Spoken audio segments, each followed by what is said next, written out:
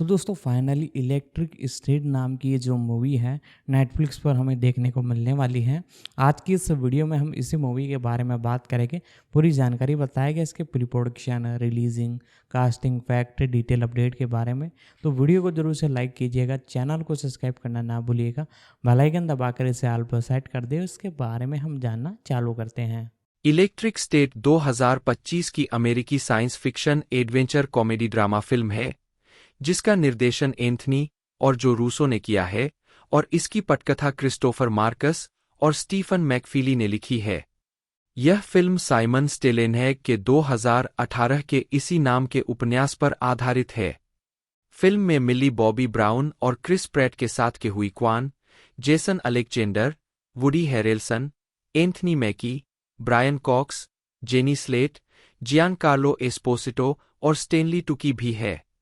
Graphic उपन्यास के लिए फिल्म रूपांतरण की योजना की घोषणा 2017 में की गई थी, जिसमें एंडी मुशिएती थे। रूसो भाइयों ने बाद में दिसंबर 2020 में फिल्म का निर्देशन करने के लिए हस्ताक्षर किए। यूनिवर्सल पिक्चर्स ने बाद में नेटफ्लिक्स द्वारा जून 2022 में अधिकार लेने से पहले फिल्म के वितरण अधिकार हासिल कर लिए। जून 2022 और नवंबर 2024 के बीच अधिकांश कलाकारों का खुलासा किया गया। इलेक्ट्रिक स्टेट का विश्व प्रीमियर 24 फरवरी 2025 को लॉस एंजिल्स, कैलिफोर्निया में ग्रूमैन के मिस्री थिएटर में होगा और इसे नेटफ्लिक्स द्वारा 14 मार्च को रिलीज किया जाना है। गालना Millie Bobby Brown, Michelle, Chris Pratt Keats, Ke Huy Quan, Dr Amherst बटा पीसी की आवाज, Stanley Tucci, Ethan Skate, Woody Norman, Christopher, Michelle के भाई के रूप में, Gian Carlo Esposito, colonel Marshall Bradbury, Jason Alexander Ted के रूप में, Martin Klebba Harman, Marin Hinkle, सुश्री सबलिंस्की के रूप में, आवाज़ें, वुडी हैरेल्सन, मिस्टर पीनट के रूप में, Anthony Mackie Harman, Brian Cox Popfly के रूप में, जेनी स्लेट पेनी पाल के रूप में, एलन टुडिक कॉस्मो के रूप में, पेरप्लेक्सो के रूप में हैंक अजारिया, कोलमैन डोमिंगो वोल्फ के रूप में, रॉब ग्रोनकोव्स्की ब्लिट्ज के रूप में, बिली गार्डेल कचरा बॉट के रूप में, सुसान लेस्ली श्रीमती कैंची के रूप में, जॉर्डन ब्लैक क्लेम के रूप में। उत्पादन फिल्म की घोषणा पहली बार दिसंबर 2017 में की गई थी, जब एंथनी और जो रूसो ने साइमन स्टोलेनहेग के 2018 के सचित्र उपन्यास द इलेक्ट्रिक स्टेट के अधिकार हासिल किए थे। रूसो को निर्माता के रूप में सेट किया गया था। एंडी मुशिएती के साथ निर्देशन के लिए बातचीत चल रही थी। रूसो भाइयों के लगातार सहयोगी क्रिस्टोफर मार्कस और स्टीफन मैकफली को पटकथा लिखने के लिए तैयार किया गया था। 2 दिसंबर 2020 में यूनिवर्सल पिक्चर्स ने फिल्म के वितरण अधिकार जीते, जिसमें रूसो अब निर्देशन कर रहे हैं और मुशिएती अपनी नई प्रोडक्शन कंपनी के माध्यम से परियोजना पर एक कार्यकारी निर्माता के रूप में बने हुए हैं। मिल्ली बॉबी ब्राउन को स्टार बनाने के लिए स्लेट किया गया था, जैसे ही रूसो ने द ग्रे मैन 2022 जून 2022 में यह बताया गया कि फिल्म के वितरण अधिकार नेटफ्लिक्स को हस्तांतरित हो सकते हैं, क्योंकि यूनिवर्सल अब फिल्म को नाटकीय रिलीज देने की योजना नहीं बना रहा था। उस महीने के अंत में यह पुष्टि की गई कि नेटफ्लिक्स फिल्म का वितरण करेगा, जिसमें क्रिस प्रैट ब्राउन के साथ अभिनय करने के लिए बातचीत कर रहे हैं। 4 प्रैट की पुष्टि अगस्त में होगी, जिसमें Michelle Yeoh, Stanley Tucci, Jason Alexander, Brian Cox और जेनी स्लेट कलाकारों में शामिल होंगे। कॉक्स और स्लेट को फिल्म में पात्रों की आवाज देने की सूचना मिली थी। 5 अक्टूबर में वुडी नॉर्मन को कलाकारों में जोड़ा गया। 6 नवंबर में जियानकार्लो एस्पोसिटो को फिल्म में मार्शल की आवाज के रूप में लिया गया, जो एक खतरनाक रोबोट ड्रोन है। 7-8 अक्टूबर 2024 में यह बताया गया कि वुडी हैरेल्सन, एलन टुडिक, हैंक अजारिया और कोलमैन डोमिंगो रोबोट पात्रों की आवाज के रूप में कलाकारों में शामिल हो गए थे। 9-10 मुख्य फोटोग्राफी अक्टूबर 2022 में अटलांटा में स्टॉर्मविंड के कामकाजी शीर्षक के तहत शुरू हुई। 4 नवंबर 2022 को फिल्म पर काम कर रहे एक क्रू सदस्य की कार दुर्घटना में मृत्यु हो जाने के बाद फिल्म का निर्माण अस्थायी रूप से रोक दिया गया था। 12 फरवरी 2023 की शुरुआत में आधिकारिक तौर पर फिल्मांकन पूरा हो गया। 13 फरवरी 2024 तक 20 मार्च से 5 अप्रैल तक रीशूट हुए थे। 14 अपडेट की आवश्यकता है।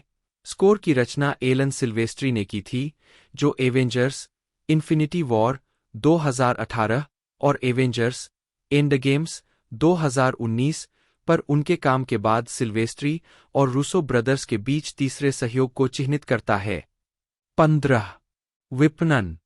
फिल्म की पहली आधिकारिक तस्वीरें और कथानक सारांश नेटफ्लिक्स द्वारा 1 अक्टूबर 2024 को जारी किया गया था।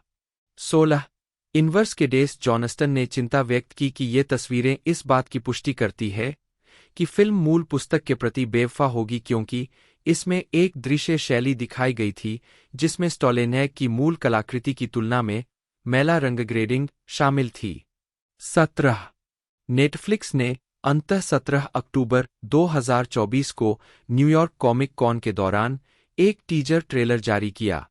18 यह भी पुष्टि की गई कि फिल्म अपनी मूल कहानी बताने की उम्मीद में मूल स्रोत सामग्री से काफी हद तक अलग हो जाएगी, जिसे सीधे अनुकूलन की उम्मीद करने वाले प्रशंसकों द्वारा नकारात्मक प्रतिक्रिया मिली।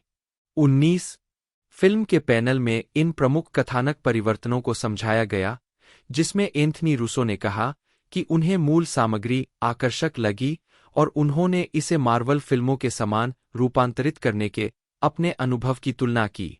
लेकिन उन्होंने यह भी कहा कि उनके लिए कहानी को समझना मुश्किल था और उन्हें लगा कि ग्राफिक उपन्यास में दुनिया को पर्याप्त रूप से नहीं दिखाया गया है, जिसके कारण इसे 2 घंटे की फिल्म में विकसित करने का विचार चुनौतीपूर्ण था।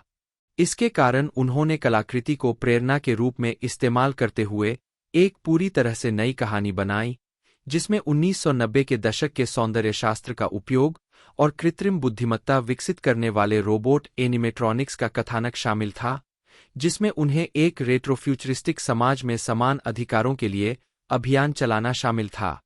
20 मुक्त करना। इलेक्ट्रिक स्टेट का विश्व प्रीमियर 24 फरवरी 2025 को कैलिफोर्निया के लॉस एंजिल्स में ग्रूमैन के मिस्री थिएटर में हुआ था। 21 यह फिल्म 14 मार्च 2025 को नेटफ्लिक्स पर रिलीज होने वाली है। 22 फिल्म पर आधारित एक video game the Electric state kid Cosmo 14 मार्च 2025 को नेटफ्लिक्स गेम्स द्वारा iOS और एंड्रॉयड पर रिलीज किया जाना है। इसमें मिशेल और क्रिस्टोफर के बचपन को दिखाया गया है, जब वे कॉस्मो की विशेषता वाले मोबाइल गेम खेलते हैं। एंथनी रूसो, जन्म 3 फरवरी 1970, और जोसेफ रूसो, जन्म 18 जुलाई 1971, जिन्हें सामूहिक रूप से रूसो ब्रदर्स बटा RUSO बटा रूसो के नाम से जाना जाता है, अमेरिकी फिल्म निर्माता है। वे अपने अधिकांश काम एक साथ निर्देशित करते हैं। उन्हें मार्वल सिनेमैटिक यूनिवर्स MCU में 4 फिल्मों के निर्देशन के लिए जाना जाता है: Captain America the Winter Soldier 2014, Captain America Civil War 2016, Avengers Infinity War 2018 और Avengers Endgame 2019।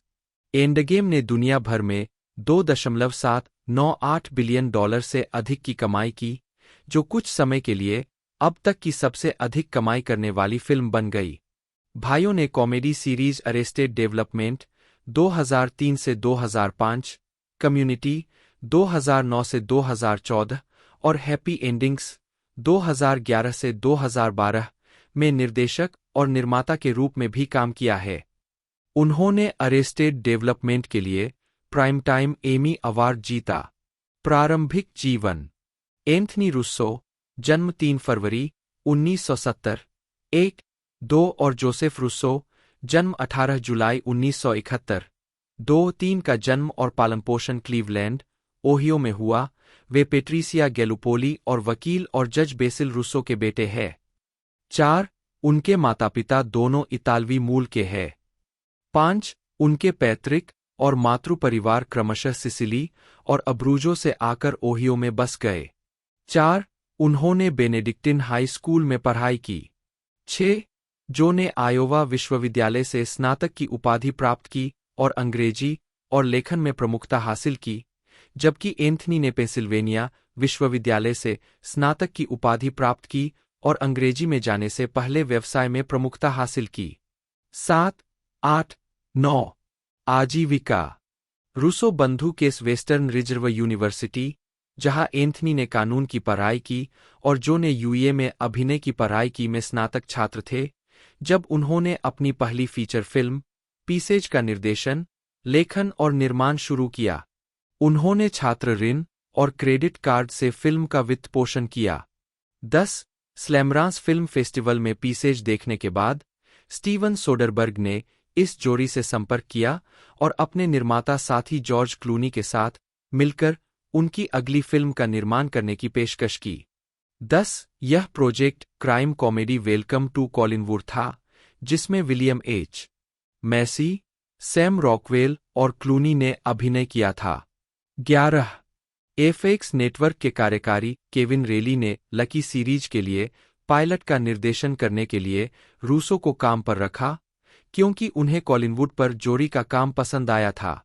Ron Howard pilot के प्रशंसक थे और फॉक्स के गिरफ्तार विकास के लिए पायलट का निर्देशन करने के लिए भाइयों को काम पर रखने में उनका हाथ था। 10. 2017 में भाइयों ने प्रोडक्शन कंपनी अगबो की स्थापना की। 12. रूसो भाइयों ने एवेंजर्स इन्फिनिटी वॉर 2018 का निर्देशन किया, जो बॉक्स ऑफिस पर $2 बिलियन से अधिक की कमाई करने वाली पहली सुपरहीरो फिल्म बन गई। वे जेम्स कैमरून की फिल्मों अवतार और टाइटैनिक और जे अब्राम्स की film star wars the force awakens के बाद $2 बिलियन की फिल्म बनाने वाले तीसरे निर्देशक हैं। इसका सीक्वल एवेंजर्स एंड गेम 26 अप्रैल 2019 को रिलीज हुआ, जिसने बॉक्स ऑफिस के कई रिकॉर्ड तोड़ दिए और $2 बिलियन से अधिक की कमाई करने वाली दूसरी सुपरहीरो फिल्म बन गई। 13. वे जेम्स कैमरून के साथ $2 बिलियन की फिल्में बनाने वाले एकमात्र निर्देशक बन गए हैं। 14. भाई लॉस एंजिल्स और बीजिंग की संयुक्त निर्माण कंपनी एंथम एंड सॉन्ग को वित्त पोषित कर रहे हैं, जो चीनी superhero film the Heroes Awakening का निर्माण कर रही है। 15. 16. रूसो ने डैनियल क्वान और डैनियल स्केनर द्वारा लिखित और निर्देशित film everything everywhere all at Once के निर्माता के रूप में भी काम किया। 17. मार्च 2022 में सिनेमाघरों में रिलीज होने वाली यह फिल्म बॉक्स ऑफिस पर A24 की दुनिया भर में सबसे ज्यादा कमाई करने वाली फिल्म है। 18. जुलाई 2024 में सैन डिएगो कॉमिक कॉन में मार्वल स्टूडियोज ने घोषणा की कि रूसो बंधु एवेंजर्स डूम्सरे 2026 और एवेंजर्स सीक्रेट वॉर्स 2027 का निर्देशन और निर्माण करने के लिए वापस आएंगे। 19. व्यापारिक हित। जनवरी 2025 में, जो रूसो को English football club Sheffield United के बोर्ड सदस्य और निवेशक के रूप में घोषित किया गया। क्लब को साथ ही अमेरिकी व्यवसायी स्टीव रोसेन और हेल्मी एलटोकी के नेतृत्व वाले कंसोर्टियम समूह COH स्पोर्ट्स ने अपने नियंत्रण में ले लिया। 20. जो के साथ निदेशक मंडल में क्लीवलैंड कैवेलियर्स के पूर्व CEO लेन कोमोरोस्की और रियल एस्टेट के व्यक्ति टेरी अहर्न भी शामिल हुए। क्रिस्टोफर मार्कस, जन्म 16 अक्टूबर 1969, और स्टीफन मैकफीली, जन्म 24 फरवरी 1970, अमेरिकी पटकथा लेखक और निर्माता है। मैकफीली और मार्कस US बॉक्स ऑफिस प्राप्तियों के मामले में अब तक के दूसरे और तीसरे सबसे सफल पटकथा लेखक हैं, जिनकी कुल साझा कमाई $9.3 बिलियन से अधिक है। 1. उन्होंने अपने कामों के लिए दुनिया भर में पहचान हासिल की, जिसमें the chronicles of Narnia film franchise और मार्वल सिनेमैटिक यूनिवर्स MCU शामिल है, जिन्होंने पहली 3 कैप्टन अमेरिका फिल्में the first Avenger, the Winter soldier और सिविल वॉर लिखी है। इसके अलावा Thor, the dark world, Avengers Infinity war और एवेंजर्स एंड गेम 2, जो वर्तमान में मुद्रास्फीति के लिए समायोजित किए बिना दूसरी सबसे अधिक कमाई करने वाली फिल्म है। उन्होंने एबीसी की एजेंट कार्टर टीवी सीरीज भी बनाई, जो एमसीयू में सेट है। जीवन और कैरियर। Christopher Marcus. मार्कस का जन्म 16 अक्टूबर 1969 को बफेलो, न्यूयॉर्क में हुआ था। वे बुडापेस्ट, हंगरी में जन्मे चिकित्सक डॉ. गैबोर मार्कस और पंजीकृत नर्स रोजमेरी गोलेबिवस्की मार्कस के पुत्र है। उनके 2 भाई बहन हैं, बहनें जेनिफर और एलिजाबेथ। 5 मार्कस ने 1991 में रटगर्स विश्वविद्यालय से रचनात्मक लेखन में बीए किया। 4 उनके पिता यहूदी है, जबकि उनकी मां कैथोलिक है। 6 अप्रैल 2012 तक मार्कस की शादी क्लेयर सॉन्डर्स से हो चुकी है। 5 स्टीफन मैकफीली। मैकफीली का जन्म 24 फरवरी 1970 को वॉलनट क्रीक, कैलिफोर्निया में हुआ था। 3 और वे सैन फ्रांसिस्को खाड़ी क्षेत्र में पले बड़े। 8 उन्होंने 1991 में नोट्रे डेम विश्वविद्यालय से अंग्रेजी में बीए की डिग्री हासिल की। 8 सहयोगियों।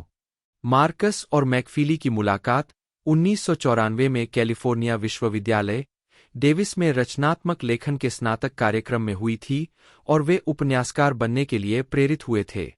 हम यह नहीं देख पा रहे थे कि हम पुस्तक लेखन को अपना पूर्णकालिक दिन का काम कैसे बना सकते हैं, मैकफीली ने 2011 में कहा, और इसके बजाय उन्होंने पटकथा लेखन की ओर रुख किया।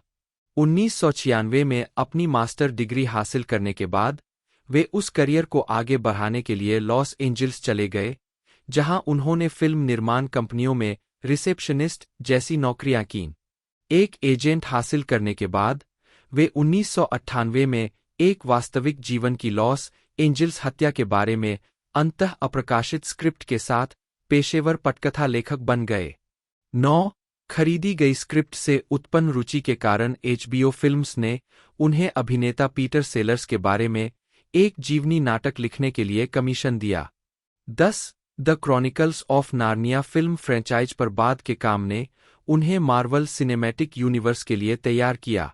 11 उन्होंने 2022 की द ग्रे मैन लिखी, जिसमें रयान गोसलिंग और क्रिस इवांस ने अभिनय किया, और द इलेक्ट्रिक स्टेट, जिसमें मिली बॉबी ब्राउन और क्रिस प्रैट ने अभिनय किया। 12 मैकफीली आगामी फिल्में एवेंजर्स, डूम्सरे और एवेंजर्स सीक्रेट वॉर्स भी लिखेंगे। इस बीच मार्कस उनकी और रूसो ब्रदर्स की प्रोडक्शन कंपनी एजीबीओ फिल्म्स चलाएंगे। साइमन स्टॉलेनैग, जन्म 20 जनवरी 1984, एक स्वीडिश कलाकार, संगीतकार और डिजाइनर है जो रेट्रोफ्यूचरिस्टिक डिजिटल कला में विशेषज्ञता रखते हैं। उनका काम मुख्य रूप से रेट्रो साइंस फिक्शन तत्वों के साथ पुराने जमाने के स्वीडिश और अमेरिकी ग्रामीण इलाकों के माहौल पर केंद्रित है।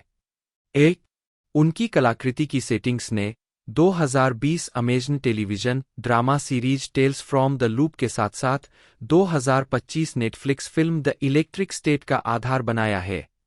कलाकृति। स्टालेनहैग स्टॉकहोम के पास एक ग्रामीण शहर मालारोर्ना में पले बड़े। 2 और छोटी उम्र में ही स्थानीय परिदृश्यों को चित्रित करना शुरू कर दिया था। वह लार्स जॉनसन सहित विभिन्न कलाकारों से प्रेरित थे। 3 स्टालेनहैग ने राल्फ मैकक्वेरी और सिड मीर जैसे अवधारणा कलाकारों की खोज के बाद विज्ञान कथा कलाकृति के साथ प्रयोग किया। प्रारंभ में इस कार्य को बिना किसी योजना के एक साइड प्रोजेक्ट के रूप में किया गया था।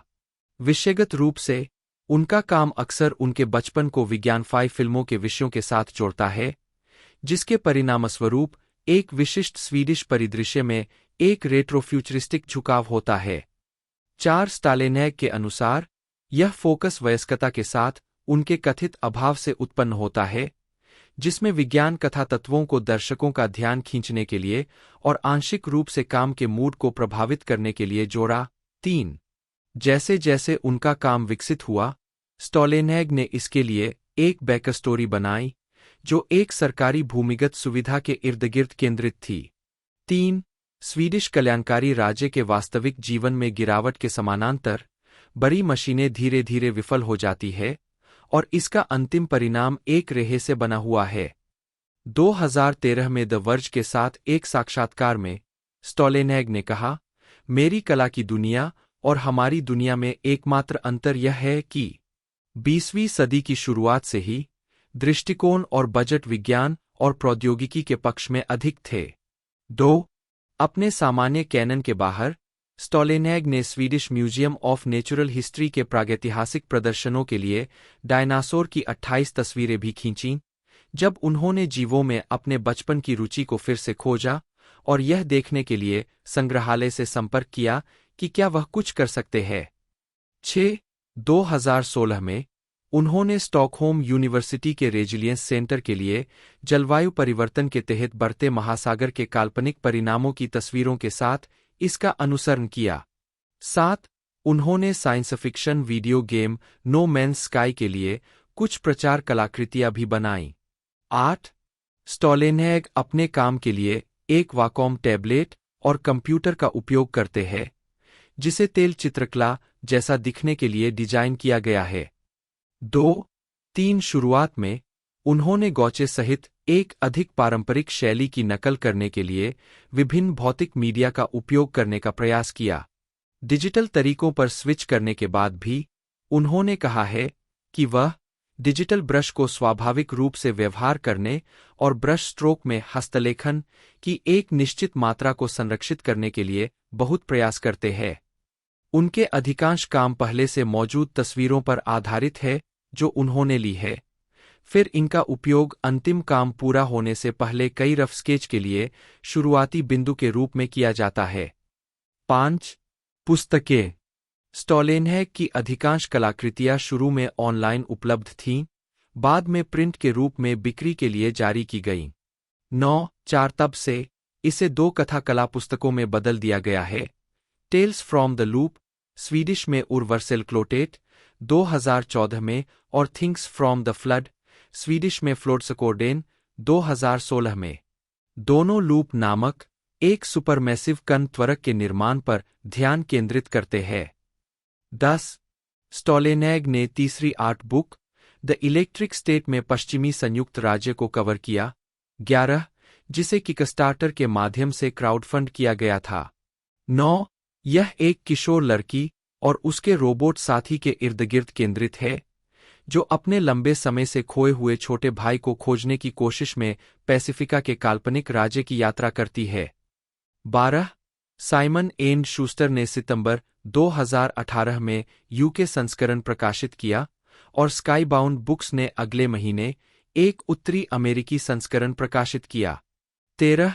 The Electric state, Simon and Schuster संस्करण 2019 में आर्थर सी क्लार्क पुरस्कार के लिए 6 फाइनलिस्टों में से एक था। 14. इसके अलावा 2019 में स्काईबाउंड संस्करण को लोकस अवार्ड की आर्ट बुक श्रेणी के लिए चुना गया था।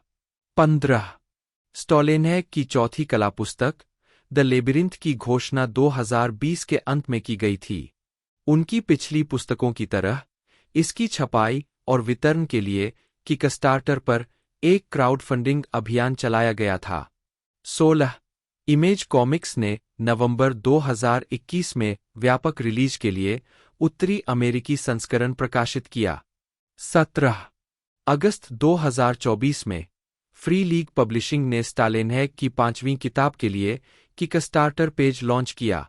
उनके अभी तक के सबसे व्यक्तिगत काम के रूप में वर्णित स्वीडिश मशीन स्टोलेनहेग के गृहनगर स्टॉकहोम के बाहर मालारोना के एक वैकल्पिक संस्करण में मर्दांगी, कामुकता और समय की खोज करती है। उद्धरण की आवश्यकता। रूपांतरों। 2016 में इसी नाम की पुस्तक पर आधारित टेल्स फ्रॉम द लूप नामक एक टेबलटॉप रोल प्लेइंग गेम को फंड करने के लिए किकस्टार्टर अभियान शुरू किया गया था। 1980 के दशक में संयुक्त राज्य अमेरिका या स्वीडन में सेट खिलाड़ी लूप के प्रभाव से निपटने वाले किशोरों के एक समूह के रूप में भूमिका निभाते हैं। नॉस्टेल्जिया और युवा नायकों पर इस फोकस का मतलब था कि कई मीडिया आउटलेट्स ने इसकी तुलना टीवी श्रृंखला स्ट्रेंजर थिंग्स से की। 18. 19 विभिन्न वर्ग के पात्र स्टीरियोटाइपिकल बचपन की भूमिकाओं के बराबर है, उदाहरण के लिए जॉक, बुकवर्म या कंप्यूटर गीक। अंग्रेजी भाषा की टेलीविजन श्रृंखला टेल्स फ्रॉम द लूप, जिसे अमेजन स्टूडियो द्वारा Fox 21 television studio, Indio film और 6 आइडहो मूविंग के साथ मिलकर अमेजन प्राइम के लिए निर्मित किया गया था, 3 अप्रैल 2020 को अपनी संपूर्णता में रिलीज किया गया था और इसमें स्टोलेनैग की कथा कला पुस्तकों के तत्वों को अनुकूलित किया गया था। 20 शुरुआती सीजन में 50 से 57 मिनट के 8 एपिसोड शामिल है। सभी पटकथाएं नाथनियल हेल्पर्न द्वारा लिखी गई थीं, जबकि प्रत्येक एपिसोड में मार्क रोमनक, एंड्रयू स्टैंटन और जोडी फोस्टर सहित विविध पूल से एक अनूठा निर्देशक था। 21-22 द इलेक्ट्रिक स्टेट के मूवी अधिकार 2017 में रूसो भाइयों को बेचे गए थे और अनुकूलन की योजना की पुष्टि हाल ही में 2019 में की गई थी। 23 फिल्म के निर्माताओं में इट चैप्टर 1 और चैप्टर 2 के निर्माता एंडी मुशिएती और बारबरा मुशिएती शामिल है। मिल्ली बॉबी ब्राउन बोंगियोवी, एक जन्म 19 फरवरी 2004, एक ब्रिटिश अभिनेत्री है। उन्हें Netflix science fiction series Stranger things 2016 वर्तमान में 11 की भूमिका निभाने के लिए पहचान मिली, जिसके लिए उन्हें 2 प्राइम टाइम एमी अवार्ड्स के लिए नामांकन मिला। ब्राउन ने monster film Godzilla king of the monsters 2019 और इसके सीक्वल गॉडजिला बनाम कांग 2021 में अभिनय किया है। उन्होंने Netflix film Enola Holmes 2020, Enola Holmes 2 2022 और डैमसेल 2024 में भी अभिनय किया और उनका निर्माण किया। 2018 में ब्राउन को दुनिया के सबसे प्रभावशाली लोगों की टाइम 100 सूची में शामिल किया गया था। 2 और उन्हें यूनिसेफ सद्भावना राजदूत के रूप में नियुक्त किया गया था, जो इस पद के लिए चुने गए अब तक के सबसे कम उम्र के व्यक्ति है। 3 प्रारंभिक जीवन ब्राउन का जन्म स्पेन के मैलागा के मार्बेला में 19 फरवरी 2004 को हुआ था। 5 वे ब्रिटिश माता-पिता केली और रॉबर्ट ब्राउन की 4 संतानों में से तीसरी संतान थीं। ब्राउन को उनके पिता 6 जो एक एस्टेट एजेंट थे ने बॉबी नाम दिया था। 7 वह अपने बाएं कान में आंशिक श्रवण हानि के साथ पैदा हुई थी और कई वर्षों में धीरे धीरे उस कान में पूरी तरह से सुनने की क्षमता खो गई। 8-9 जब वह 4 साल की थीं, तब वह अपने परिवार के साथ वापस इंग्लैंड चली गई और बोर्नमाउथ में बस गईं। जब वह 8 साल की थीं, तो परिवार ऑरलैंडो, फ्लोरिडा चला गया। 10 आजीविका 2013 से 2017 शुरुआती भूमिकाएं और स्ट्रेंजर थिंग्स 2013 में ब्राउन ने ABC fantasy drama series Once Upon a Time in Wonderland में एक अतिथि कलाकार के रूप में अभिनय की शुरुआत की, जो वंस अपॉन ए टाइम का स्पिन-ऑफ था, जिसमें उन्होंने यंग एलिस की भूमिका निभाई। 2014 में उन्होंने BBC America paranormal drama thriller series intruders में मैडिसन ओडोनेल के रूप में एक प्रमुख भूमिका निभाई। 11 उन्होंने सीबीएस पुलिस प्रक्रियात्मक नाटक NCIS, ABC sitcom modern family और ABC medical drama series Grey's Anatomy में अतिथि भूमिका निभाई। 12-13 2016 में ब्राउन को Netflix science fiction horror series Stranger Things में 11 की भूमिका निभाने के लिए चुना गया था। 14 उन्हें अपने प्रदर्शन के लिए आलोचनात्मक प्रशंसा मिली। 15 और उन्हें ड्रामा सीरीज में एक महिला अभिनेता द्वारा उत्कृष्ट प्रदर्शन के लिए स्क्रीन एक्टर्स गिल्ड अवार्ड और ड्रामा सीरीज में उत्कृष्ट सहायक अभिनेत्री के लिए प्राइम टाइम एमी अवार्ड के लिए नामांकित किया गया था। इसके बाद उन्होंने अपने सहकलाकारों के साथ ड्रामा सीरीज में एक कलाकारों की टुकड़ी द्वारा उत्कृष्ट प्रदर्शन के लिए स्क्रीन एक्टर्स गिल्ड अवार्ड जीता। 16 और टेलीविजन सीरीज में एक युवा अभिनेता द्वारा सर्वश्रेष्ठ प्रदर्शन के लिए 43वां सैटर्न अवार्ड जीता। 17 स्ट्रेंजर थिंग्स के दूसरे सीजन में 11 की भूमिका के लिए उन्हें 2018 में स्क्रीन एक्टर्स गिल्ड अवार्ड और प्राइम टाइम एमी अवार्ड के लिए अपना दूसरा नामांकन मिला। 18 2016 में ब्राउन। नवंबर 2016 में ब्राउन ने सिग्मा और बर्डी के एकल फाइंड मी के संगीत वीडियो में अभिनय किया। नवंबर 2016 से वह निवेश और वित्तीय सेवा कंपनी सिटी ग्रुप के वाणिज्यिक विज्ञापनों में दिखाई दी है। 19 जनवरी 2017 में उन्होंने केल्विन क्लेन के बाय अपॉइंटमेंट अभियान में मॉडलिंग की शुरुआत की। 20 अगले महीने उन्हें एजेंसी IMG मॉडल्स में साइन किया गया। 21 ब्राउन 2018 की गर्मियों में इतालवी ब्रांड मोनक्लर के विज्ञापन अभियान में दिखाई दीं। 22 ब्राउन वोग के कवर पर भी दिखाई दी है। 23 2018 वर्तमान ब्राउन को डैरेन एरोनोफ्स्की द्वारा निर्मित virtual reality experience Spheres Songs of Spacetime में आवाज देने के लिए चुना गया था। 24 2018 में उन्हें टाइम द्वारा दुनिया के 100 सबसे प्रभावशाली लोगों में से एक नामित किया गया, जो सूची में शामिल होने वाली सबसे कम उम्र की व्यक्ति बन गईं। 25 26 इसके अतिरिक्त उन्हें टाइम पत्रिका ने 2017 और 2018 की सबसे प्रभावशाली किशोरों में से एक के रूप में नामित किया था। 27 28 उस वर्ष वह यूनिसेफ सद्भावना राजदूत नियुक्त होने वाली अब तक की सबसे कम उम्र की व्यक्ति बन गईं। 29 EA गेम्स ने घोषणा की कि ब्राउन ने सिम्स 4 पॉजिटिविटी चैलेंज में फीचर करने के लिए द सिम्स 4 प्रोग्रामर्स के साथ सहयोग किया। 30 ब्राउन ने 2019 में Godzilla king of the monsters में अपनी फीचर फिल्म की शुरुआत की, जो 2014 की फिल्म गॉडजिला की सीक्वल है। 32 उन्होंने अगले सीक्वल गॉडजिला बनाम कांग 2021 में अपनी भूमिका दोहराई। 33 वह UEFA के टुगेदर वी प्ले स्ट्रॉन्ग अभियान की राजदूत बनी। 34 2019 में ब्राउन ने अपनी खुद की सौंदर्य उत्पाद line Florence by Mills launch की। यह UK की फार्मेसी बूट्स, संयुक्त राज्य अमेरिका में वॉलमार्ट और कनाडा में शॉपर्स ड्रग मार्ट में उपलब्ध है। 35 36 37 38 39 40 2020 में ब्राउन ने द एनोला होम्स मिस्ट्रीज के फिल्म रूपांतरण में अभिनय और निर्माण किया।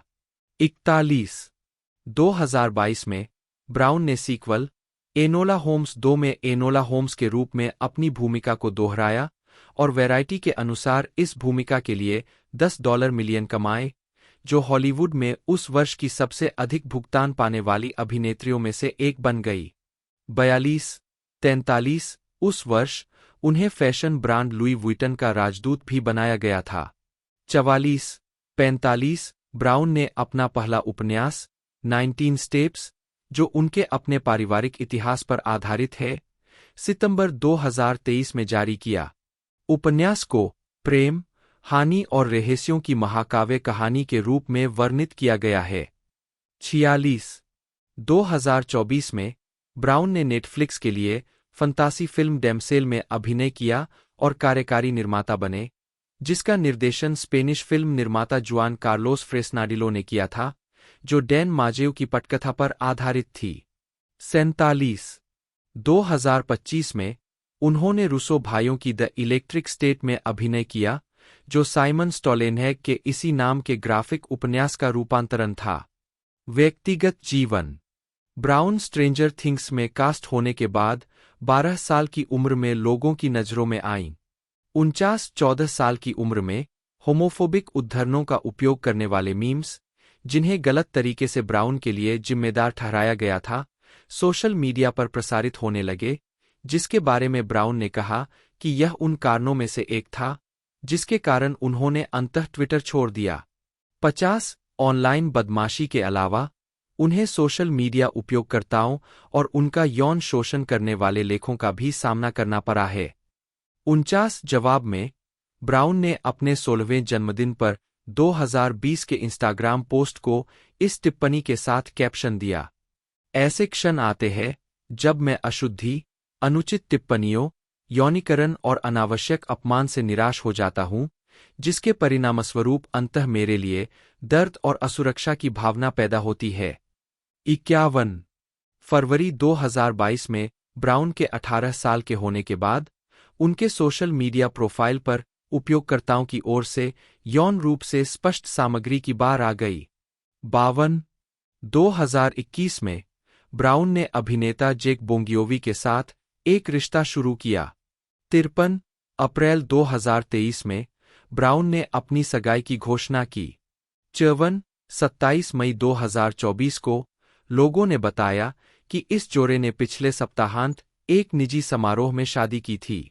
55 ब्राउन ने यह भी घोषणा की कि उसने अपने पति का अंतिम नाम लेने का फैसला किया है। 56 अगस्त 2022 तक वह पर्ड्यू यूनिवर्सिटी ग्लोबल में एक ऑनलाइन छात्रा रही है, जो स्वास्थ्य और मानव सेवाओं का अध्ययन कर रही है। 57 अगस्त 2023 तक ब्राउन के पास कुल 10 पालतू जानवर है, 4 कुत्ते, 2 बिल्लियां, बेकी और डेविड नाम के 2 कछुए, ईयोर नाम का एक खरगोश और बर्नार्ड नाम का एक गधा। 58 उसके कुत्तों में विनी नाम का एक पूडल, मार्ले नाम का एक गोल्डन रिट्रीवर, पेपरोनी नाम का एक मोंगरेल और लूना नाम का एक कैवापू शामिल है। उसके पास डॉली नाम की एक अंग्रेजी मास्टिफ थी, जिसकी 2020 में मृत्यु हो गई। 59 वह अक्सर उन्हें गोद लेने में मदद करने के लिए सोशल मीडिया पर पाले गए बिल्लियों और कुत्तों की तस्वीरें पोस्ट करती है। मई 2023 में ब्राउन ने ब्राउन के वैश्विक लाइसेंसिंग साझेदार IMG द्वारा बातचीत में केनिन समूह की सहायक company Kenin pets world limited के साथ एक दीर्घकालिक पालतू परिधान और सहायक उपकरण समझौते की घोषणा की। जे स्कॉट ग्रीनस्पैन 1, 2, 3 जन्म 23 सितंबर 1959, 2 पेशेवर रूप से जेसन अलेक्जेंडर के रूप में जाने जाते हैं, एक अमेरिकी अभिनेता और हास्य अभिनेता है। अपने करियर के दौरान उन्हें एक एमी पुरस्कार और एक टोनी पुरस्कार के साथ साथ 4 गोल्डन ग्लोब पुरस्कारों के लिए नामांकन मिला है। उन्होंने NBC सिटकॉम सीनफेल्ड 1989 से 1998 में जॉर्ज कोस्टांजा की भूमिका के लिए स्टारडम हासिल किया, जिसके लिए उन्होंने कॉमेडी सीरीज में एक पुरुष अभिनेता द्वारा उत्कृष्ट प्रदर्शन के लिए स्क्रीन एक्टर्स गिल्ड अवार्ड जीता और उन्हें कॉमेडी सीरीज में उत्कृष्ट सहायक अभिनेता के लिए लगातार 7 प्राइम टाइम एमी अवार्ड्स और टेलीविजन में सर्वश्रेष्ठ सहायक अभिनेता के लिए 4 गोल्डन ग्लोब अवार्ड्स के लिए नामांकित किया गया। अलेक्जेंडर ने 1981 में स्टीफन सोंडाइम की मेरीली वी रोल अलोंग में जो की भूमिका से ब्रॉडवे में पदार्पण किया।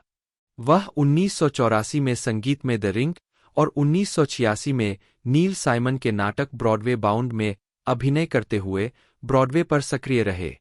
इसके बाद उन्होंने 1989 में जेरोम रॉबिन्स के ब्रॉडवे में अभिनय किया, जिसके लिए उन्होंने संगीत में सर्वश्रेष्ठ अभिनेता का टोनी पुरस्कार जीता।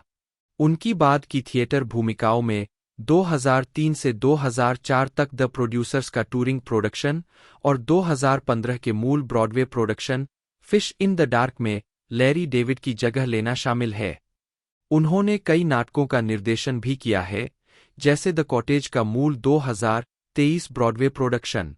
उनकी फिल्म भूमिकाओं में pretty woman 1990, Jacob's ladder 1990, Coneheads 1992, the paper 1994, Dunston checks in 1996, shallow Hal 2001 और हची ए डॉग्स टेल 2009 शामिल है।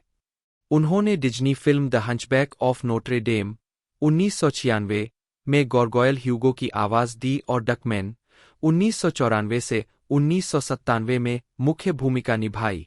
ड्रीम ऑन 1994 में उनकी भूमिका के लिए उन्हें कॉमेडी सीरीज में उत्कृष्ट अतिथि अभिनेता के लिए प्राइम टाइम एमी पुरस्कार के लिए नामांकित किया गया था। प्रारंभिक जीवन और शिक्षा। जेसन एलेक्जेंडर 1977 में लिविंगस्टन हाई स्कूल में सीनियर छात्र के रूप में। ग्रीनस्पैन का जन्म न्यूयॉर्क, न्यू जर्सी में एक यहूदी परिवार में हुआ था। वे नर्स और स्वास्थ्य सेवा प्रशासक रूथ मिन्नी नी साइमन और accounting manager Alexander B Greenspan के बेटे थे। ग्रीनस्पैन ने बाद में अपने पिता का पहला नाम उधार लेकर अपना स्टेज नाम जेसन अलेक्जेंडर बनाया। एक अलेक्जेंडर मैपलवुड और लिविंगस्टन, न्यू जर्सी में पलेबरे और 1977 में लिविंगस्टन हाई स्कूल से स्नातक हुए। 4. बचपन से ही जादू में रुचि रखने वाले, उन्होंने शुरू में एक जादूगर बनने की उम्मीद की, लेकिन एक जादू शिविर में भाग लेने के दौरान उन्हें बताया गया कि उनके हाथ कार्ड जादू के लिए बहुत छोटे हैं। उन्हें थिएटर में दिलचस्पी हो गई। अंततः उन्हें एहसास हुआ, 1 मिनट रुको, पूरी बात एक भ्रम है। वहाँ कुछ भी वास्तविक नहीं है और थिएटर अपने आप में एक जादू की चाल है। फिर उन्होंने थिएटर करियर को आगे बढ़ाने का फैसला किया। 5. हाई स्कूल के बाद उन्होंने बोस्टन विश्वविद्यालय में थिएटर का अध्ययन किया। वह शास्त्रीय अभिनय करना चाहते थे, लेकिन एक प्रोफेसर ने उनकी काया को देखते हुए उन्हें कॉमेडी की ओर मोड़ दिया। उन्होंने टिप्पणी की, मुझे पता है कि तुम्हारा दिल और आत्मा हेमलेट है, लेकिन तुम कभी भी हेमलेट की भूमिका नहीं निभा पाओगे। 6. 7. अलेक्जेंडर ने न्यूयॉर्क शहर में पूर्णकालिक अभिनय की नौकरी करने के लिए अपने तीसरे वर्ष के बाद बोस्टन विश्वविद्यालय को बिना किसी डिग्री के छोड़ दिया। विश्वविद्यालय ने उन्हें 1995 में मानद उपाधि से सम्मानित किया। आजीविका 1980 से 1999, ब्रॉडवे डेब्यू और सीनफील्ड। अलेक्जेंडर ने न्यूयॉर्क के मंच पर अपने अभिनय करियर की शुरुआत की और वह एक निपुण गायक और नर्तक है। अलेक्जेंडर ने 1981 में summer camp slasher film the burning से अपने फिल्मी करियर की शुरुआत की। ब्रॉडवे पर वे 1981 में स्टीफन सोंडाइम की मेरिली वी रोल अलोंग, 1984 में कैंडर एंड एब की द रिंग, 1986 में नील साइमन की ब्रॉडवे बाउंड, 1990 में अकोम्प्लाइस और 1989 में जेरोम रॉबिन्स की ब्रॉडवे में दिखाई दिए, जिसके लिए उन्हें 1989 में म्यूजिकल में सर्वश्रेष्ठ अभिनेता का टोनी पुरस्कार मिला। द न्यूयॉर्क टाइम्स के फ्रैंक रिच ने उनके प्रदर्शन के बारे में लिखा, जेसन अलेक्जेंडर शाम के रमणीय कथावाचक, असंभव प्रतीत होने वाले कार्य को पूरा करते हैं। वे a funny thing happened on the way to the forum में स्यूडोलस की भूमिका से जीरो मोस्टेल की याद को मिटा देते हैं। 8.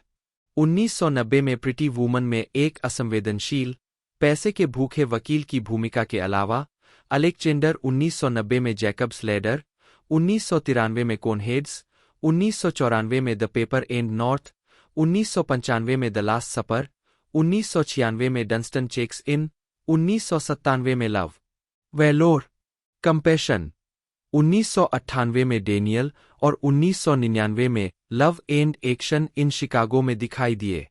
1980 के दशक में अलेक्जेंडर ने कई विज्ञापनों में अभिनय किया।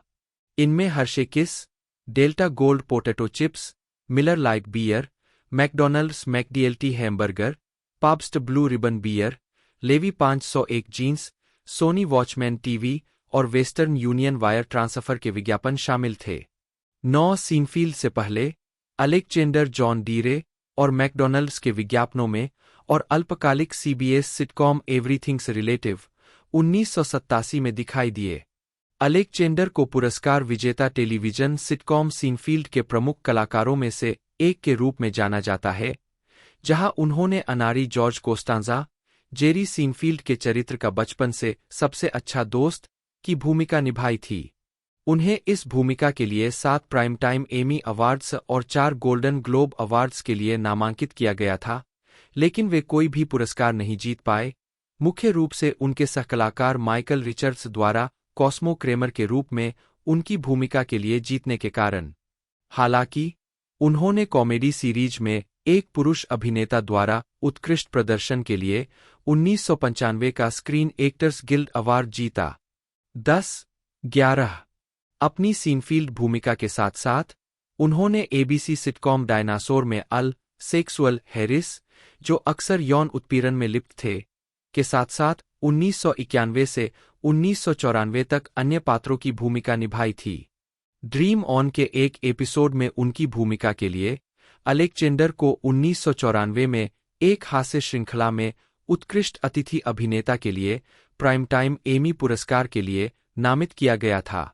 अलेक्जेंडर ने एनिमेटेड श्रृंखला डकमैन 1994 से 1997, में मुख्य किरदार को आवाज दी और 1999 से 2000 तक अल्पकालिक एनिमेटेड श्रृंखला डिल्बर्ट में मानव संसाधन के दुष्ट निदेशक कैटबर्ट की आवाज दी, जो तत्कालीन लोकप्रिय कॉमिक स्ट्रिप पर आधारित थी। 12-13 जनवरी 1995 में उन्होंने सुपर बाउल के दौरान प्रसारित होने वाले रोल गोल्ड प्रेजेल विज्ञापन के बाद दर्शकों को खेल के मैदान का कथित रूप से लाइव प्रसारण दिखाया जाता है, जिसमें वे चौंके हुए खेल कमेंटेटरों की आवाज सुनते हैं जब अलेक्जेंडर और कुत्ता मैदान में उतरते हैं और लोगों की तालियां बजती है। अलेक्जेंडर ब्रॉडवे संगीत में बाय बाय बर्डी के 1995 के टीवी संस्करण में कॉनराड बर्डी के एजेंट अल्बर्ट पीटरसन के रूप में दिखाई दिए। उन्होंने 1996 के विभिन्न शो मपेट्स टुनाइट के एपिसोड 8 में अतिथि भूमिका निभाई। 14 उन्होंने डिज्नी की 1996 की animated film the Hunchback of Notre Dame और इसके direct to video sequel the Hunchback of Notre Dame 2 में गारगोयल ह्यूगो की आवाज दी। अलेक्जेंडर ने 1994 की film the Return of Jafar और 1994 से 1995 की टीवी सीरीज में एबिस मल के किरदार को आवाज दी, जो 1992 की फिल्म अलादीन पर आधारित थी। 1997 में वे व्हिटनी ह्यूस्टन, ब्रांडी नॉरवुड और वूपी गोल्डबर्ग के साथ रॉजर्स और हैमरस्टीन की सिंड्रेला की रीमेक सिंड्रेला में दिखाई दिए।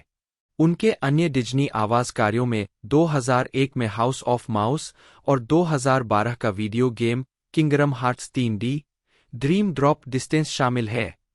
15 उन्होंने 1996 की फॉर बेटर और वर्सेज और 1999 की जस्ट लुकिंग से निर्देशन में हाथ आजमाया। 1999 में अलेक्जेंडर ने जेरी स्टिलर के सम्मान में न्यूयॉर्क फ्रायर्स क्लब रोस्ट कार्यक्रम की अध्यक्षता की, जिन्होंने सीनफील्ड में उनके पिता की भूमिका निभाई थी। इसमें केविन जेम्स और पैटन ओसवाल्ट ने भी उपस्थिति दर्ज कराई, जो द किंग ऑफ क्वींस में स्टिलर के दोनों सहकलाकार थे। 2000 से 2009 एकल प्रमुख सिटकॉम और थिएटर में वापसी। फिल्म और मंच में सफल करियर के बावजूद अलेक्जेंडर टेलीविजन में अपनी सीनफील्ड स्तर की सफलता को नहीं दोहरा पाए। वर्ष 2001 में उन्होंने शैलो हेल में अयोग्य महिला प्रेमी मॉरिसियो के रूप में अपनी उपस्थिति दर्ज कराई और सीनफील्ड के बाद पहली बार प्राइम टाइम टेलीविजन पर वापसी की। अत्यधिक प्रचारित लेकिन अल्पकालिक एबीसी सिटकॉम बॉब पैटरसन, जिसे 5 एपिसोड के बाद रद्द कर दिया गया था। अलेक्जेंडर आंशिक रूप से 9/11 के बाद देश के मूड को शो की असफलता का दोषी मानते हैं। 16 अलेक्जेंडर ने 2001 में कर्ब योर एंथुसियाज्म के दूसरे सीजन में खुद के रूप में कैमियो किया और वह शो के 7वें सीजन में अपने 3 प्रमुख सीनफील्ड सहकलाकारों के साथ दिखाई दिए। 17 उन्हें फ्रेंड्स 2001 के episode the one where Rosita dies, इसका संदर्भ मैल्कम इन द मिडल के एक एपिसोड में मिलता है, जिसमें अलेक्जेंडर लियोनार्ड के रूप में दिखाई देता है, जो एक विक्षिप्त और आलोचनात्मक अकेला व्यक्ति है। वह खुद को स्वतंत्र बताता है और कहता है कि वह फोन पर टोनर बेचकर पैसे कमाता है। बाद में एपिसोड में उसे जॉर्ज नाम के एक व्यक्ति द्वारा बार बार परेशान किया जाता है। Way one night eight mercy में दिखाई दिए, जो द ट्वाइलाइट जोन के 2002 के अल्पकालिक पुनरुद्धार का पहला एपिसोड था, जिसमें उन्होंने डेथ की भूमिका निभाई थी। उन्होंने 2002 की film the man who saved Christmas में खिलौना निर्माता एसी गिलबर्ट की भूमिका निभाई थी। वे 2002 में केंटकी फ्राइड चिकन KFC के विज्ञापनों में दिखाई दिए, जिनमें से एक सैन फ्रांसिस्को जायंट्स के बैरी बॉन्ड्स के साथ और दूसरा द बैचलरेट की ट्रिस्टा रेहन के साथ था। ऐसी अफवाह थी कि उन्होंने KFC आपूर्तिकर्ताओं और बूचरखानों की पशुओं के प्रति कथित क्रूरता के कारण ये विज्ञापन करना छोड़ दिया था, लेकिन उन्होंने एडवीक के साथ एक साक्षात्कार में इसका खंडन करते हुए कहा, यह पेटा की बकवास है। मुझे KFC के लिए काम करना अच्छा लगता था। 2018 में अलेक्जेंडर ने KFC के विज्ञापनों में कर्नल सैंडर्स की भूमिका निभाई। 2002 के अभियान से अपनी भूमिका को दोहराया। 2003 में उन्हें मेल ब्रूक्स की द प्रोड्यूसर्स के लॉस एंजल्स प्रोडक्शन में मार्टिन शॉर्ट के साथ कास्ट किया गया था। वे चार्ल्स डिकेंस की ए क्रिसमस कैरल के 2004 के संगीत रूपांतरण में केल्सी ग्रामर के साथ जैकब मार्ले के रूप में दिखाई दिए। टीवी सीरीज के लीड के रूप में अलेक्जेंडर का दूसरा मौका सीबीएस सिटकॉम लिसन अप 2004-05 भी दूसरे सीजन से कम रहा। अलेक्जेंडर श्रृंखला के प्रमुख कार्यकारी निर्माता थे, जो लोकप्रिय खेल मीडिया व्यक्तित्व टोनी कॉर्नहेसर के जीवन पर बहुत ही शिथिल रूप से आधारित था। उन्होंने family guy, live in Vegas 2005 album में प्रदर्शन किया। अलेक्जेंडर ने लाइव स्टेज शो में भाग लेना जारी रखा, जिसमें 2005 में हॉलीवुड बाउल में स्टीफन सोंडहाइम के लिए बारबरा स्ट्रीसंड की यादगार जन्मदिन 21 उन्होंने 2005 के monk episode mister monk and the other detective में मोंक के प्रतिद्वंद्वी मार्टी ईल्स के रूप में अभिनय किया। 2006 में अलेक्जेंडर 2006 में जिमी किमेल लाइव पर अपनी उपस्थिति में अलेक्जेंडर ने कई आत्मरक्षा तकनीकों का प्रदर्शन किया। उस वर्ष भी उन्होंने वाशिंगटन डीसी में पीबीएस ए कैपिटल फोर्थ समारोह की मेजबानी की, गायन, नृत्य और ट्यून ड्रम बजाया।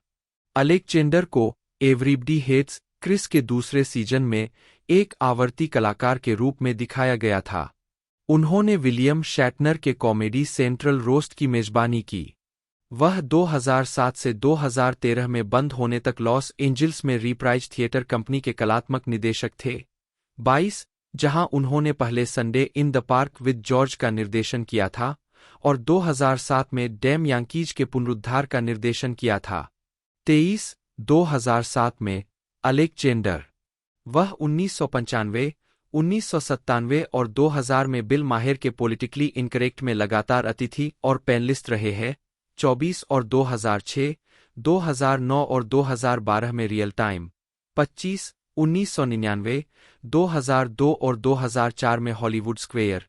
26 2003, 2012, 2014 और 2015 में क्रेग किलबोर्न, क्रेग फर्ग्यूसन और जेम्स कॉर्डन के साथ लेट लेट शो। 27 28 29 1989, 2000 और 2002 में डेविड लेटरमैन के साथ लेट शो।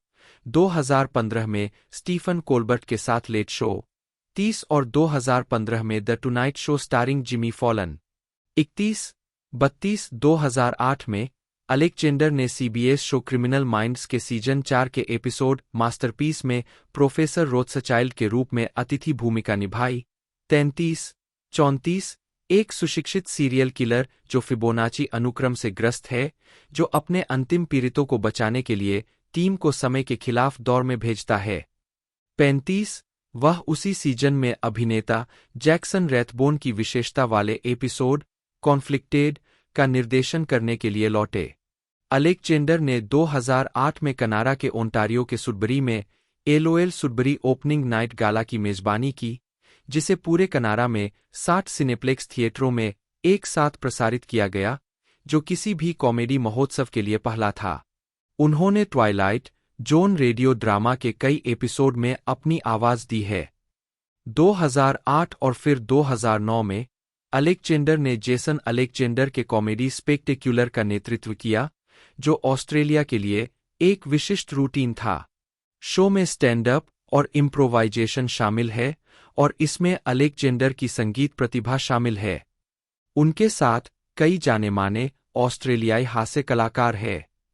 उन्होंने पहली बार इस तरह का एक समान शो 2006 में जेसन अलेक्जेंडर के कॉमेडी क्रिसमस में किया था।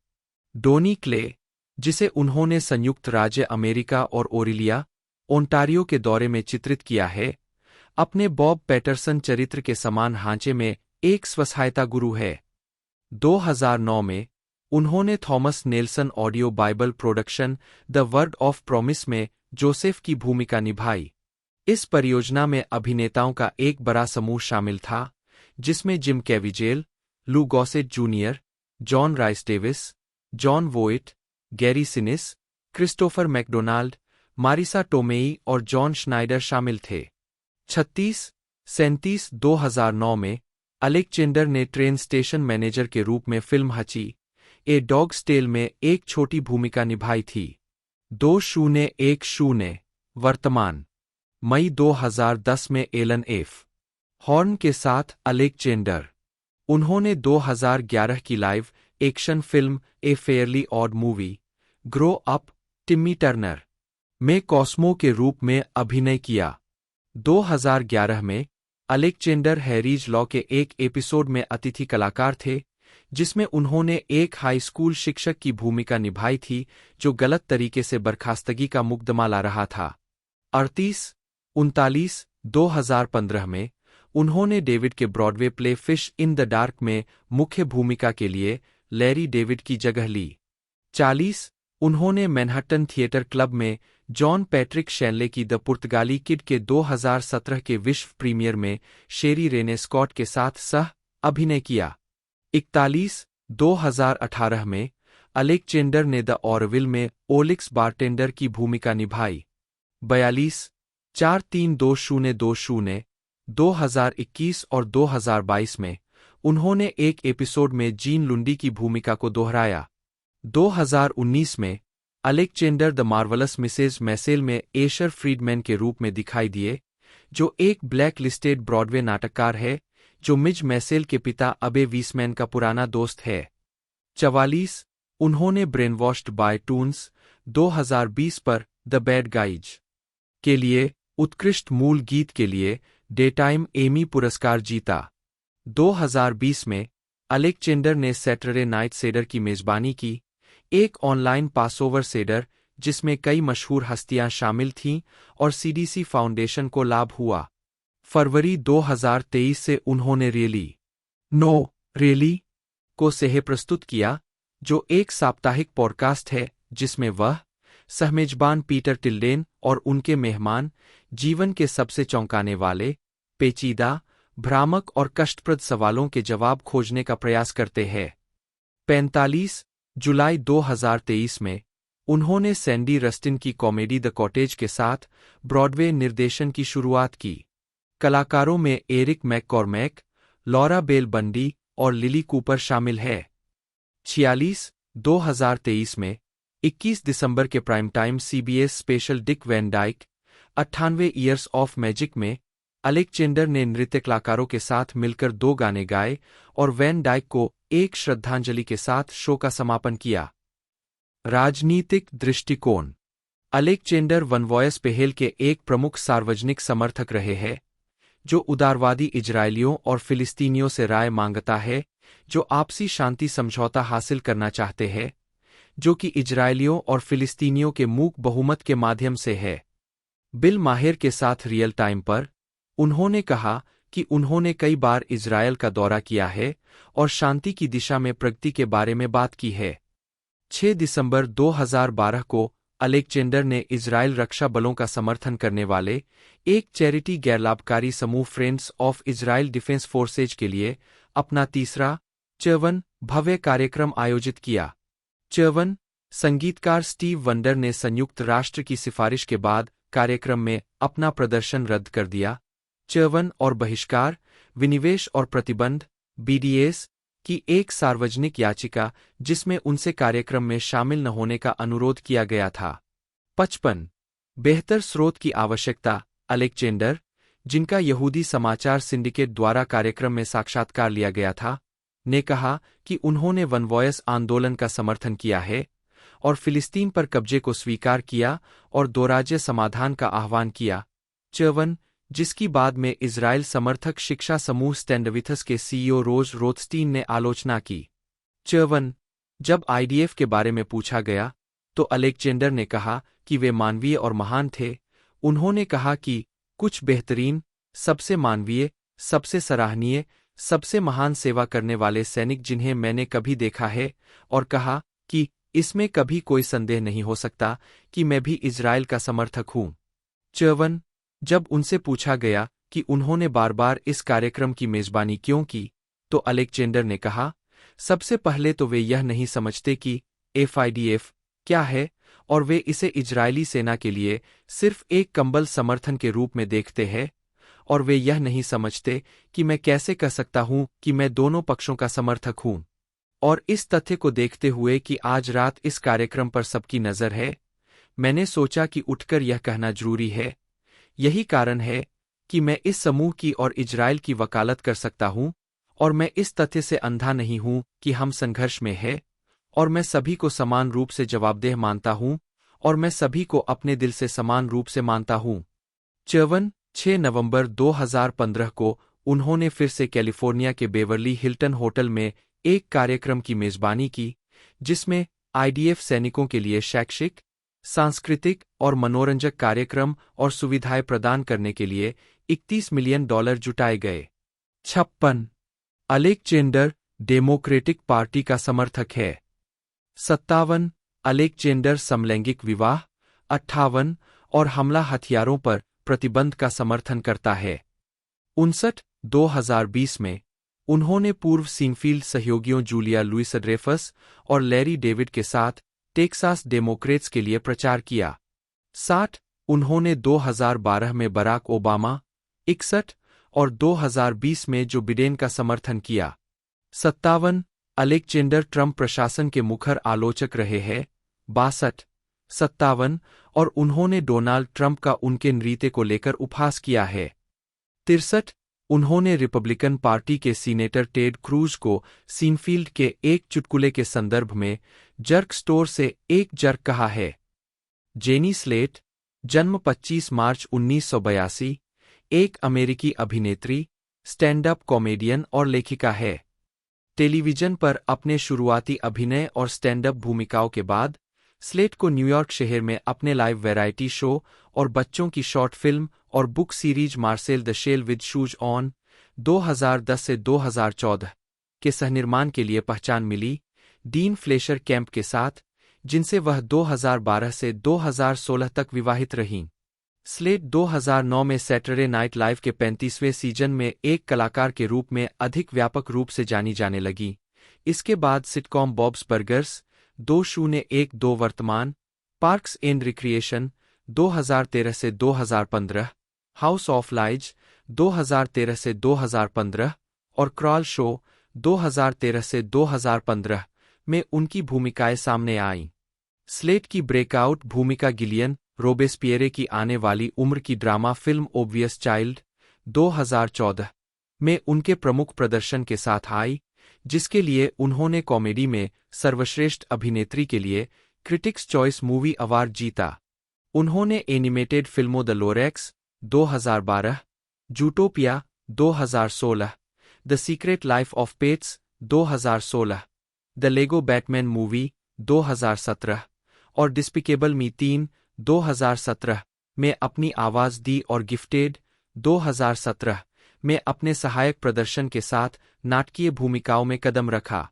वह डेनियल की समीक्षकों द्वारा प्रशंसित film everything everywhere all at once 2022 में भी दिखाई दी, जिसमें मोशन पिक्चर में एक कलाकार द्वारा उत्कृष्ट प्रदर्शन के लिए स्क्रीन एक्टर्स गिल्ड अवार्ड जीता। प्रारंभिक जीवन और शिक्षा। स्लेट का जन्म 25 मार्च 1982 को मिल्टन, मैसाचुसेट्स में हुआ था। 2-3 उनके पिता रॉन स्लेट थे।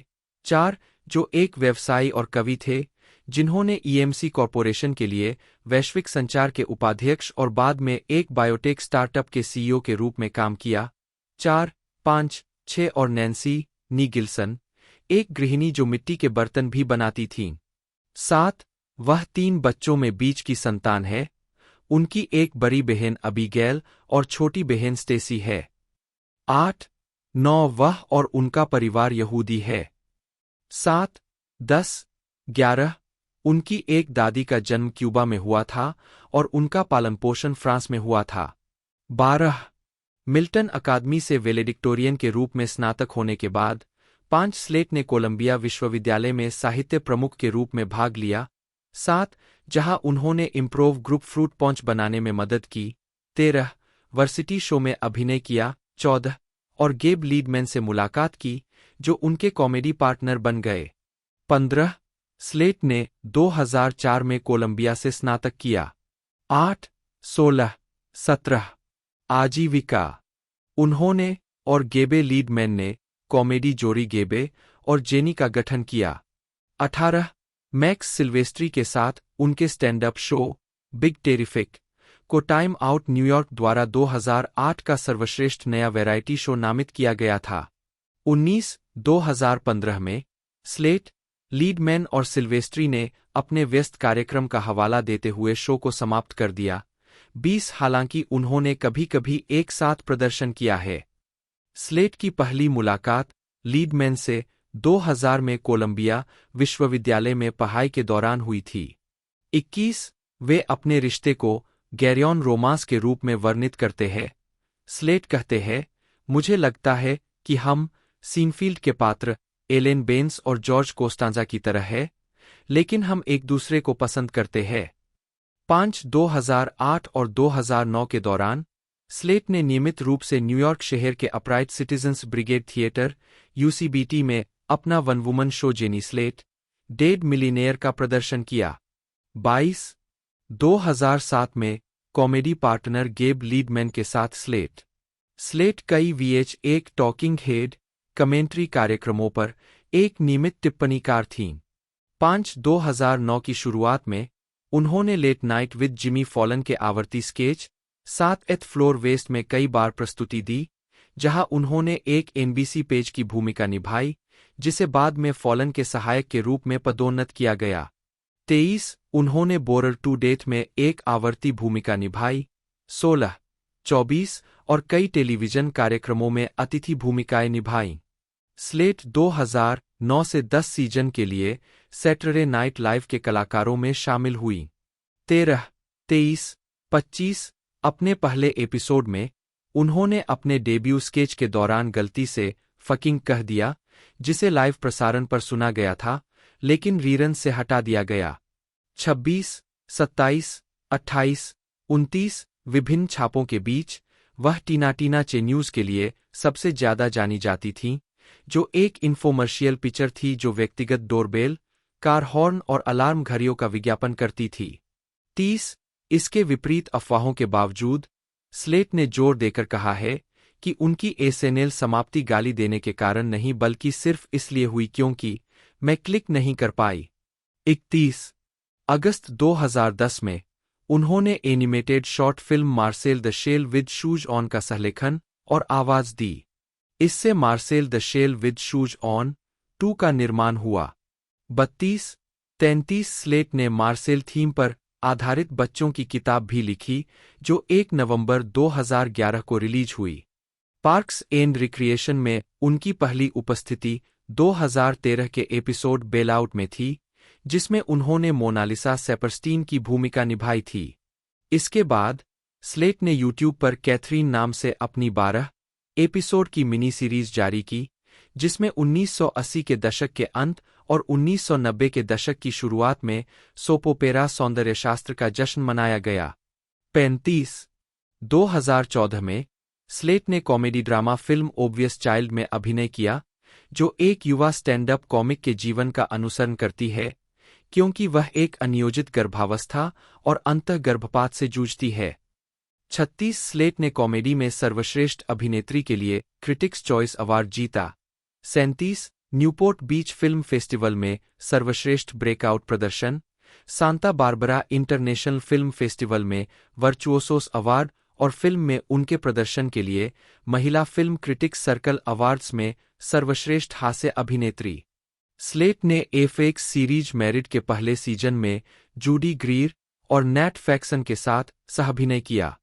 38 वह सीजन 1 के बाद भी कुछ एपिसोड में दिखाई दीं। सारा बर्न्स ने सीरीज में उनकी जगह ली। स्लेट क्रॉल शो में आवर्ती पब्लिसिटी स्केच में लिज़ के रूप में दिखाई दिए, साथ ही कई अन्य आवर्ती और एक बार के पात्रों में। 2015 में श्रृंखला समाप्त होने तक लगभग हर एपिसोड में कुछ क्षमता में प्रदर्शन किया। 2016 में स्लेट ने डिज्नी फिल्म जूटोपिया में डॉन बेलवेदर और the secret life of pets में गिजेट की आवाज दी। स्लेट और उनके पिता ने मैसाचुसेट्स के मिल्टन में स्लेट के बचपन के घर में रहने के समय के बारे में अबाउट द हाउस नामक एक किताब लिखी, जो दिसंबर 2016 में प्रकाशित हुई थी। 39 2017 से 2019 तक स्लेट ने animated Netflix series big mouth पर द्विजातीय चरित्र मिस्सी फोरमैन ग्रीनवल्ड को आवाज दी। स्लेट ने 24 जून 2020 को इंस्टाग्राम पर लिखते हुए भूमिका से बाहर निकल गए कि शो की शुरुआत में मैंने खुद से तर्क किया कि मेरे लिए मिस्सी का किरदार निभाना जायज है क्योंकि उसकी माँ यहूदी और श्वेत है जैसा कि मैं हूं। लेकिन मिस्सी भी अश्वेत है और एनिमेटेड शो में अश्वेत पात्रों को अश्वेत लोगों द्वारा निभाया जाना चाहिए। 2017 में स्लेट ने फिल्म गिफ्टेड में बोनी स्टीवेंसन के रूप में अभिनय किया, जो एक 7 वर्षीय गणितीय प्रतिभा की शिक्षिका थी। अक्टूबर 2019 में स्लेट ने नेटफ्लिक्स पर एक स्टैंड अप कॉमेडी स्पेशल जारी किया, जिसका शीर्षक स्टेज फ्राइट था। स्लेट ने 2019 में लिटिल वियर्स नाम से उनकी किताब प्रकाशित की, जिसमें जीवन और रिश्तों के बारे में उनके संघर्ष और विचार है। 2022 में स्लेट समीक्षकों द्वारा प्रशंसित विज्ञान कथा film everything everywhere all at once में बिग नोज के रूप में दिखाई दीं। यहूदी रूरियों से जुड़े होने के कारण फिल्म की डिजिटल रिलीज के लिए उनके किरदार का मूल नाम बदलकर डेबी द डॉग मॉम कर दिया गया था। 41 उनके प्रदर्शन के लिए कलाकारों ने मोशन पिक्चर में कलाकारों द्वारा उत्कृष्ट प्रदर्शन के लिए स्क्रीन एक्टर्स गिल्ड अवार्ड जीता। व्यक्तिगत जीवन। स्लेट 2010 के दशक की शुरुआत में फिल्म निर्माता डीन फ्लेचर कैंप के साथ लॉस एंजिल्स जाने से पहले ब्रुकलिन के कोबल हिल में रहती थीं। 42 सितंबर 2012 में स्लेट ने फ्लेचर कैंप से शादी कर ली। 43 उन्होंने Marcel the shell with shoes on franchise पर सहयोग किया, जिसमें किताबें, लघु फिल्में और बाद में 2021 की फीचर फिल्म शामिल है। इस जोड़ी ने मई 2016 में अपने अलग होने की घोषणा की, जिसके बाद उन्होंने कुछ समय के लिए साथी अभिनेता क्रिस इवांस को डेट किया। 44 सितंबर 2019 में स्लेट ने कला क्यूरेटर और लेखक बेन शट्टक, डेवोल्स जनरल स्टोर के मालिक से अपनी सगाई की घोषणा की। 46 3 फरवरी 2021 को स्लेट ने घोषणा की कि उसने 2020 के अंत में एक बेटी को जन्म दिया था। 47 कोविड-19 महामारी के दौरान शादी के 3 प्रयासों को रद्द कर दिया गया था। 48 उन्होंने नए साल की पूर्व संध्या 2021 पर अपने लिविंग रूम में शादी की। तो दोस्तों रिलीजिंग डेट के बारे में बात की जाए तो रिलीजिंग डेट इसकी 24 फरवरी 2025 से गोन से थिएटर में इसे रिलीज़ किया गया है और 7 मार्च 2025 को इसे और रिलीज़ किया जाएगा। हमें इसका इंतज़ार रहेगा, 7 मार्च को ये रिलीज़ होते हुए देखने को मिलेगी। और बजट का बात की जाए तो 320 मिलियन का टोटल इसका बजट है। भारी भरकम ये एक तरह से मूवी रहने वाली है। बाकी आप इसे नेटफ्लिक्स पर एंजॉय कर सकते हो। ये 7 तारीख को हमें देखने को मिल जाएगी। बाकी मैंने पूरी जानकारी आपको बता दी है। यदि वीडियो अच्छी लगती है तो वीडियो को लाइक ज़रूर से कीजिएगा, चैनल को सब्सक्राइब करना ना भूलिएगा। मिलते हैं अगले वीडियो में।